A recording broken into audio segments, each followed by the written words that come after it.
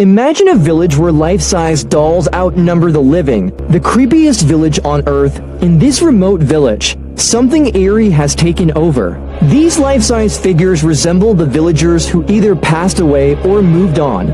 Today, hundreds of these dolls are scattered across the village, sitting in schools, working in fields, or waiting at bus stops.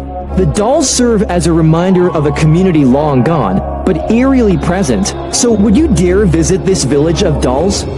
What if the village you once called home was slowly being abandoned and the only thing left behind were life-sized dolls? In Nagoro, Japan, this is a haunting reality.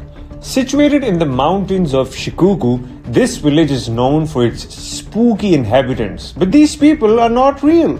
They're handmade dolls created to fill the void left by a dwindling population. But how did it come to this? What happened to the once thriving community, and why are these dolls now the guardians of the village's past and future? Join us as we uncover the unsettling truth behind Nagoro's doll village, where memory and art intertwine in the face of a disappearing way of life.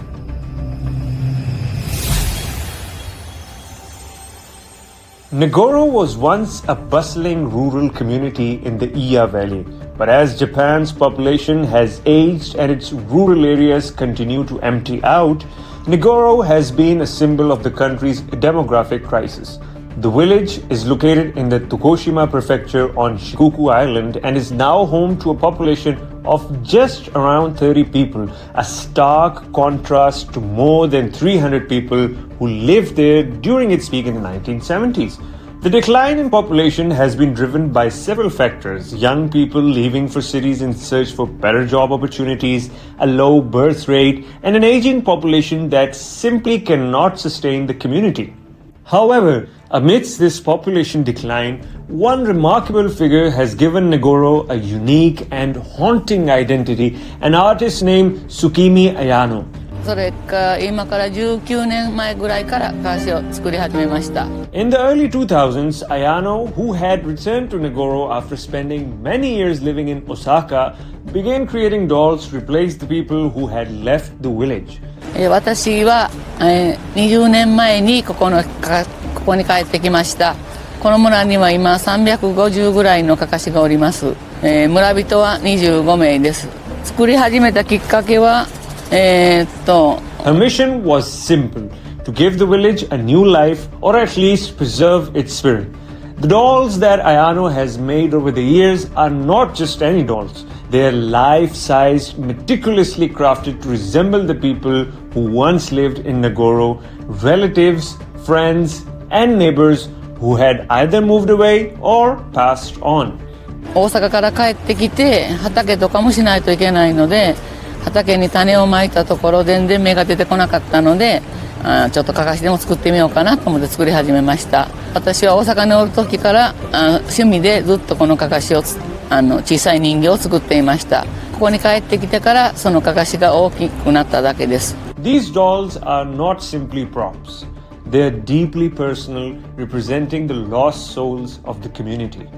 The dolls are placed throughout the village in everyday settings, sitting at bus stops, standing in fields, working in the schoolroom, and even fishing by the river. Each doll is carefully posed to capture the daily routines of village life, reflecting the essence of the people they represent.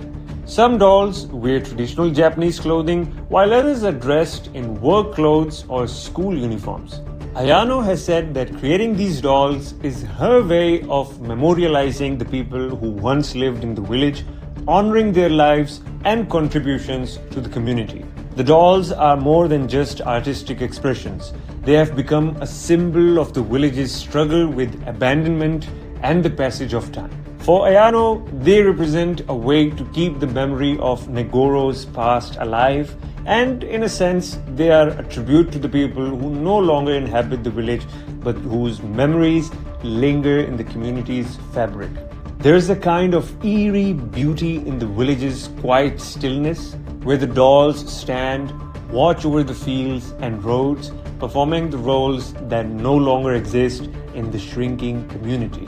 As the village continues to lose its human residents, the dolls have taken on new significance. They are now not only a reminder of the past, but also an attempt to fill the emotional and psychological gaps left by the absence of the people. In a country where aging is becoming a major societal issue, Nagoro's dolls embody the loneliness and isolation that many elderly people in rural Japan experience. In fact, Japan's aging population has become a national crisis. According to a report from the Japanese government, by 2025, 1 in 3 people in Japan will be 65 years or older. This demographic shift has resulted in a shrinking workforce, and the rural areas like Nagoro's are feeling the effects more acutely than cities like Tokyo or Osaka. But it's not just the physical absence of people that the dolls represent. It's the loss of the community's vibrancy and vitality. In Nagoro, Ayano's dolls have become a cultural phenomenon, drawing visitors from across Japan and around the world who come to see the eerie, lifelike figures that have come to symbolize the village's identity. The dolls have become a kind of tourist attraction, though an unconventional one. Despite the village's small size and declining population, Nagoro has gained recognition as the doll village. While the residents of Nagoro may be few, the dolls have brought a new sense of life to the community, even if that life is not entirely natural. The creation of these dolls has sparked a larger conversation about Japan's aging population and the rural depopulation that is occurring across the country.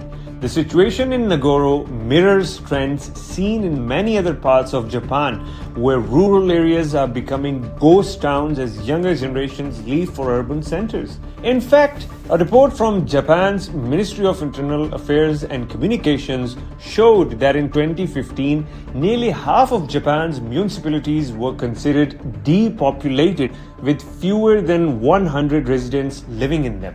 This is not just an issue of population decline, it's a crisis of cultural preservation, as these rural villages empty out the traditions, languages, and lifestyles that once thrived there are at risk of being lost forever. Ayano's dolls have not only become a symbol of Nagoro, but also a testament to the power of art in preserving cultural identity. They stand as a silent reminder that even in the face of change and loss, there is always a way to remember and honor the past. 第1号は父親のかかしを作りました。で、洋服も父親に似せて畑に置いたんですよね。The dolls may not breathe, speak, or move, but in their stillness, they have found a way to keep the essence of Nagoro alive for generations to come. For those who visit Nagoro, the dolls are not just curiosities or art installations, they're the soul of a village that refuses to fade away. The story of Nagoro Doll Village is not just about population decline or the creation of dolls, it's about the memory, identity, and resilience. It's about the lens to which we go to keep the memories of our ancestors alive and the ways in which we adapt to the inevitable changes that come with time. As Japan's rural areas continue to face the challenges of depopulation, Nagoro stands as a poignant example of how even the most unconventional methods like dolls can play a part in keeping a culture, a community, and a story alive. Subscribe to Truth Revealed to stay intrigued and informed.